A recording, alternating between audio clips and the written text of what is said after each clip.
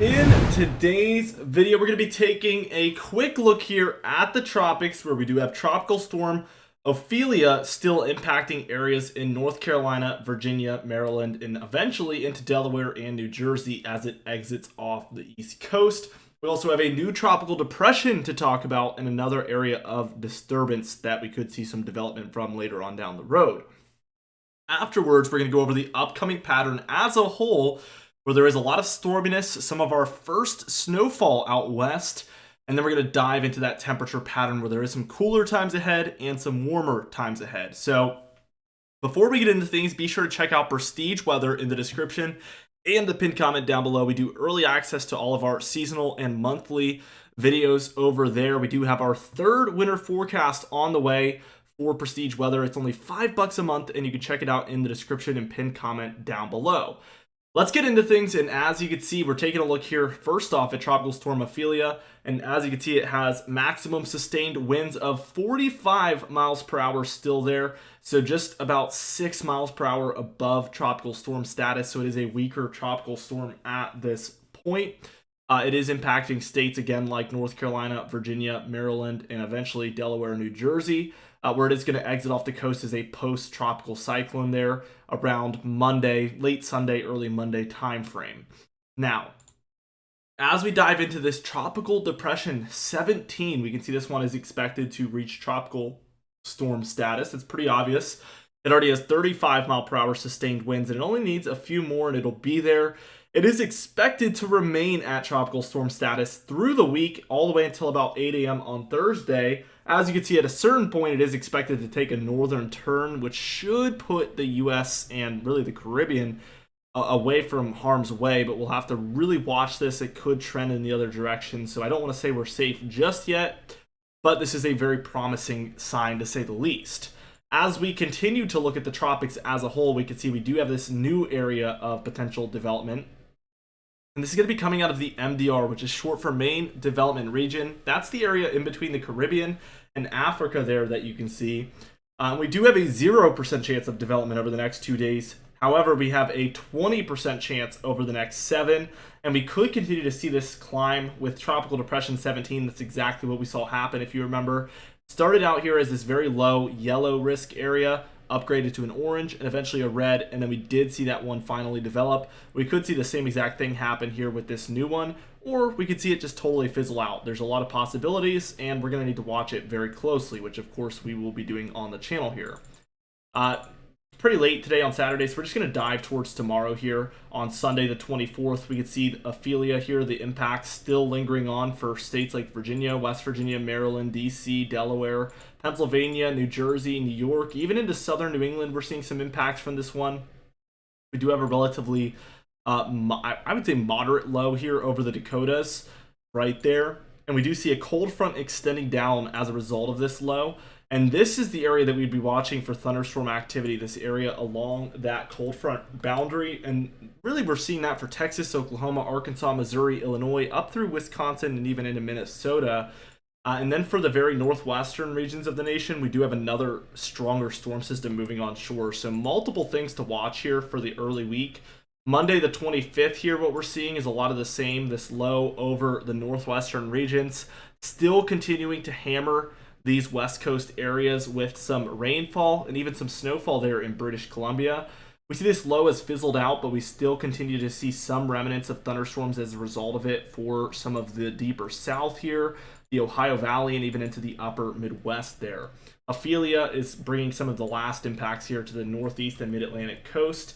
Let's just take this towards Tuesday the 26th here. As you can see, we do have this northwest system still ongoing at this point. And on top of that, we do see some scattered about storminess from the upper Midwest down through the deeper south into the southeast, mid-Atlantic, Ohio Valley, and even the Great Lakes here. So we're seeing many different states involved here in this activity. By the time we reach Wednesday here, we can see that there is plenty of storminess here for the southwest regions of Canada and then the northwest regions of the United States there. And then for the southeast up through the Ohio Valley and Great Lakes, we're starting to see somewhat of an uptick in this thunderstorm activity. Might be showers here for the northernmost areas, but for Mississippi, Alabama, Georgia, and then Florida, I would suspect this is probably more in the form of some thunderstorms there by Wednesday the 27th. Thursday the 28th, we don't see that big of a change here. We see a lot of this scattered about and isolated thunderstorm activity from the southeast all the way up through Ohio Valley and Great Lakes there. And then for the northwest, again, we're still seeing some rainfall, some snowfall there for, again, British Columbia. We're going to see that move down into the states here in a minute. For Friday the 29th here, we do see some mixed showers ongoing here for the Northern Plains, Northern Rockies area.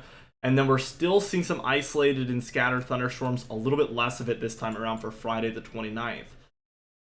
Now, for Saturday the 30th here, what we're seeing is a lot of this snowfall and mixed showers kind of beginning to dive southward. We're seeing the Sierra Nevadas get some of that, some of the Rockies here in the United States getting more involved, rainfall in the lower elevation areas. We do see that there is still some thunderstorms and showers around here for the southeastern corner of the nation here as we reach next weekend. Sunday, we see a strengthening low, 1,005, still relatively weak, but we do see more impacts as a result of this. Idaho, Wyoming, and Montana, they're seeing some heavier snowfall in the higher elevations. And then the southeast is still bringing some isolated and scattered activity there. That's going to be for October 1st. Monday, October 2nd here, we see still 1,005 low pressure system, but the impacts look much worse than that would indicate. So we're seeing still some heavier snowfall in the mountaintops of now Colorado, Wyoming, and Utah, and then heavier rainfall in the lower elevation areas.